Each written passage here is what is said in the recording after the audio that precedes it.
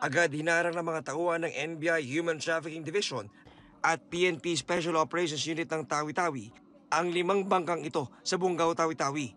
Sakay ng mga bangka ang 30 Pilipino, 3 sa kanila umano'y facilitator o recruiter. Ayon sa NBI, mula sa Zamboanga City ay itatawid pa Malaysia ang 27 biktimang ni-recruit online para dalhin naman sa Cambodia, kung saan sila pagtatrabuhin bilang scammer.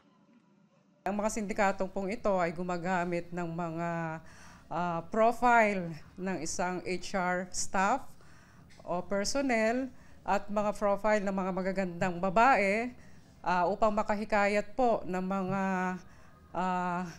applicant na allegedly magtatrabaho po bilang customer service sa ibang bansa. Sila po ay binigyan ng instruction na imbes po ng regular route ang kanilang pagdadaanan, sila po ay dadaan backdoor. Sinusubukan pa namin makuha ang panig ng 3 inaresto. Kakasuhan po natin sila ng RA 9208 as amended. Ito po yung Anti-Human Trafficking in Persons Act.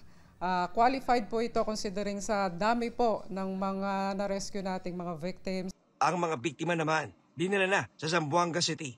Wag na po nating patulan itong mga offer po online na magtrabaho bilang customer service sa ibang bansa. Definitely po kayo po ay gagamitin lamang bilang mga scammer sa ibang bansa